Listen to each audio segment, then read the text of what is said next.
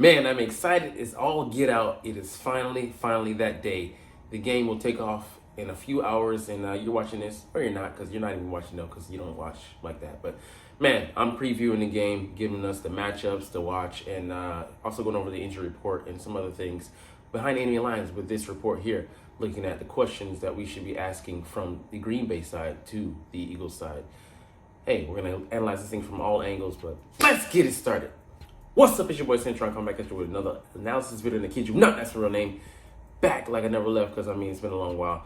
I haven't made a video because I've been craving football, and I've been seeing red. I don't want to talk about anything but the Eagles versus Packers. Nothing, about, what happened last year, 2023, the collapse, whatever. I want to get on to 2024 football and the start of the freaking season down in Brazil, Sao Paulo. Yeah, something about all that stuff. Goodness. But let's get into it. Eagles-Packers game preview. 6 questions with answers. And answers with the enemy. But, with answers from me, because I'm intercepting this shit like a pass, motherfucker. But let's go. Question number 1. Jordan Love was pretty impressive in the second half of last season. People forget that he had a kind of forgettable first half. So that kind of balances things out. But it really did click for him last year. And he went on a 18-1 interception to touchdown to interception ratio. It's pretty damn good, though. The resemblance to Aaron Rodgers at times was uncanny. What's the confidence level in him right now? It's got to be sky high, because they in it last season on a high note. They beat the Dallas Cowboys decidedly at home, and they went to San Francisco and battled. And he threw 2 picks, but he also threw 2 touchdowns, and he had them in that game squarely. I think down 3 to go, and if he doesn't throw that last pick, they might have gone on to win that game and upset, the favorite out of the NFC to represent the NFC. I don't know why I said that, but hey, man, I don't believe momentum carries over purely to the next year, but you got to have a good feeling, a good momentum. It has to leave you off on a good note and give you a good starting base to build a foundation upon. That being said, you still got to put in the work. Still lose pieces. Like AJ Dillon was a part of the team last year, not this year, and they're going into with one really healthy running back. We'll see how that affects things, but they got they believe in love in the atmosphere that's going on right now there. So things could the belief in him couldn't be higher. All right, number 2, the Packers don't seem to have that one true alpha wide receiver. As much as they have a bunch of good receivers who can contribute, what do you expect the target distribution to look like in week 1? Who the hell knows? Because they got Romeo Dobbs, Christian Watson, Dontavian Wicks, and the tight ends Kraft and Luke Musgrave, as well as Jaden Reed. That's what I'm forgetting. And any of them could lead the Packers, and they'll catch passes here and there. But you're probably going to play a lot of 11 personnel. Three wide receivers, 1 tight end, one running back, and they can do a lot of damage out of that formation. And they're going to play some 2 tight end sets as well. One of their tight ends is a little bit compromised. We'll get to that later, but they're very versatile as far as the things that they can present you. They kind of are I would say, the ideal mirror of what Kellen Moore offense wants to look like. Amorphous, wants to attack you out of similar formations to stymie you, not give you a bead on what they're going to do as far as run-pass ratio goes. So we'll see how that goes. Number 3, to what extent are you buying or selling the Josh Jacobs bounce back? I would say, he had 1,300, led the league in 2022. He had 800 last year and had, his yards per carry was down to 3.4 average. I'm thinking he had like 4.9 the year previous. So I put him somewhere in the middle, give him a healthy 4 something, I'd say 4.2, 4.3 yards per carry, and give him 1,000 yards, because he's surrounded by those receivers. And similar to Saquon, similar, situation, very dual, a lot of duality going on between these 2 offenses. Him and Saquon are going to eat because of the surrounding talent they have at tight end, at wide receiver, and pretty good quarterbacks as well. So I like him. He's a guy who can catch out of the backfield as well. But we'll see how much of an impact he's going to have, and he might be a little bit overtaxed with the lack of backups, or lack of healthy backups, I should say. Number 4, the Eagles had a lot of trouble handling the blitz last season, so I imagine we're going to see teams test him early and often in that regard, they definitely will be, and his D coordinator definitely will be. What are some things that we can expect to see from new Packers DC Jeff Hafley? So he's coming from Boston College. He was the former head coach there. He likes to play a lot of man blitz. I think like 31%. Last season he was in college, but it's a different approach to the NFL game. And guys, everybody's talented at this level, and there's different things you can do, but there's certain guys you can't blitz. But definitely a guy you should blitz is Jalen Hurts, because that's what I would do until he shows that he can beat it. He can he can wear out the stink of that 2023 season where they had no answers, no baked in really hot routes, no routes downfield that helped the quarterback. Not a lot of routes or say concept that hit on all three levels. So you're just attacking like double seam, double curl, double hitch. Like what the hell were we even designing last year? It just was a stale as offense last year. So yeah. Like I said, until they prove they can handle it, why would not attack? And I would say, like, it's not for me on Jalen. It's about the offense. But I believe Kellen Moore has given him a good out in what this offense will provide to him. But guys like Edgerrin Cooper, who they drafted out of the second round out of Texas A&M, had 8 sacks last year at the collegiate level, using the attack. The guys, Isaiah McDuffie, spying. Hey, I expect him to go throw the kitchen sink at Hurts at some points. He is not an overly aggressive coach, but he will take his chances and try to get after. We'll see how that plays out. And the kicker, I'm not even gonna get to this question, but kicker has been an issue. The preseason been floating around. They've struggled, with bringing guys in and finding that one guy. So we'll see if that pops his head up. But I know we'll get on the other side on that with Jake Elliott.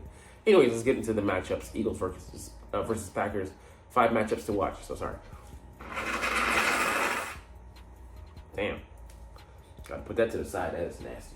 Anyways, from the Eagles' rebuilt secondary to their abilities to pick up the blitz, here's what to watch for in Brazil. So we obviously just talked about that deep wide receiver room. Let's look at the numbers. Jaden Reed, 700 yards, almost 800 with 8 TDs. Romeo Doubs, 600 with 8. Dontavian Wicks, 500 with 4. Christian Watson, 400 with 5. And he wasn't healthy last year, so we'll see. River Crafts, 300. Luke Musgrave, 300. Bo Melton as the 5th guy, 218. So everywhere you look, man, they got talent. And this is like, the guy who's getting the least amount of PT, maybe the least talented, or the guy with the least amount of opportunities. And he's still providing some pop, man. So it's going to be tough defending them. We'll see how they do it. We have Quinyon Mitchell. We got Darius Slay, who's going to be number 1. We got Keely Ringo. Would have said we had Isaiah Rodgers, but he's out for this game. We'll see, why later. Tipping my hand a little bit here. No pun intended. But, Cooper DeJean, I don't know if he's going to be activated for this game, but, it's really going to test your depth. I don't think they're going to go 4 wide, but they could. They very well could. Look at, those numbers those guys put up. Very talented. Number 2, the Eagles' run defense versus the Packers' rushing attack. This is where I think it's going to be very interesting for us, because the Packers, they have a decent, they're decent at run blocking, but, the passing game, they similarly to the 49ers, they rely on their quarterback to get, them out of their O-line depth deficit. So, yeah, a talent depth deficit. They're not that good. They have a few guys here and there that can play, but, one guy's a rookie. So, you're going up against some guys who are going to attack them. And we'll get to that a little bit later. But first, primarily, you want to be able to stop the run. It'll be interesting because Josh Jacobs, like I said, is really the one healthy guy. So how much will they be able to lean on that? Will he get a heavier workload? And I don't think he's shown that he can sustain that. It's not sustainable. It was 3.5 last year. And he definitely did sputter. And, you don't want to run him into the ground. And, I'm not sold on him, but I do believe he can produce, because just even, having the floor, with the talent that's surrounding you, you should be able to produce. So we'll see how what he's able to do and how much. Where might the Eagles go feasting? Left tackle, left guard, center, right guard, and right tackle. Like I said, he's a rookie. He's going to have to go up against Jordan Davis. Elton Jenkins is a solid guy. Rasheed Walker, is a 7th round pick, former. And Zach Tom, has some talent, but I would say that right side. That's where they should be looking to attack. But also the tackles. He's going up against Josh Sweat. He should be able to have his, I would say have his way, but should be able to get some good pass rushes in. So we'll see how that goes. But they're looking iffy across the line here. It's an average line. I would say that. I agree with them on that assessment. So we, theoretically, just looking at the pure talent and the numbers, we should be able to, win a lot of these matchups. But we'll see, because like I said, they run blocking. They're going to be trying to throw us off on that part of the game, and mixing and matching. So we'll see how that goes. All right, number 4, Mekhi Becton versus Kenny Clark. It'll be interesting to see, does he struggle against him? Because Kenny is a pretty good player, 28 years old, has been, I think, a Pro Bowler previously, and he had 7.5 sacks last year. He was getting after the quarterback. So one of the guys that, obviously, area of concern. I'm, strength on strength, definitely agree with that. Rashawn Gary and Preston Smith versus Jordan Mailata and Lane Johnson. I look for them to be shut out, but who's Lane going not Lane, but who's Jordan going up against? That's who I'm more concerned with, because Lane, set him and forget him. And Jalen Hurts and Kellen Moore versus the Packers DC, Jeff Hafley. I like the matchup there because they play a lot of, man schemes. Who beats man more than A.J. Brown? And Devonta Smith is pretty damn good at that too. And, I like one of our players, one of our receivers to go off. And then, how do you cover, Saquon coming out of the backfield, Jahan Dotson, and who's going to, match up with him, number 3 guy, as well as, who am I thinking of? Dallas Goedert. So, I think it'll just be overwhelmed. It's just a bad matchup for them. It is what it is. But I think we have the advantage there. So I have the Eagles coming out with the win here, but we'll see. All right, let's get into the injury report. So a big one, Isaiah Rodgers is out. I don't know whether he was going to start on the outside and then Quinyon was just going to bounce in on nickel, or it was going to be the other way around. Quinyon was going to be outside in a regular base package, and then he was going to bounce inside on the nickel. That's kind of taken out of our hands. So Keely Ringo will be coming onto the field, I believe, when we go to nickel, and then, Quinyon will be going to the nickel. So we'll see if this is serious or not. They also could be using Devontae Maddox in the nickel, mixing and matching. But I'm glad we have more depth, because this might have been a devastating injury, a season or two ago. Devin White's not playing, and there's some crazy talk that he was going to be traded. They were shopping him, or teams were calling to inquire, but I have no idea. But he's out with the ankle injury, and apparently he lost his job to Nakobe Dean. I don't know if that's true or not, but I know that he's pretty talented, and he has a role in this defense, definitely. And I would say that's in pass coverage. He's one of our better, guys at that. And, he's not as good as against the run as Dean, I think, but Dean is not as good as him in pass coverage. So I think, they're both two incomplete halves of a whole, and they would definitely have those roles moving forward. So it didn't really matter who was going to be starting. We're going to use them and deploy them in different situations. And I was trying to, if I, the idiot that came on our channel a couple weeks ago would have asked, I would have said that. But, too stuck on, I don't believe that, Dean's going to start. It's really kind of an irrelevant point, but we could have gotten to that.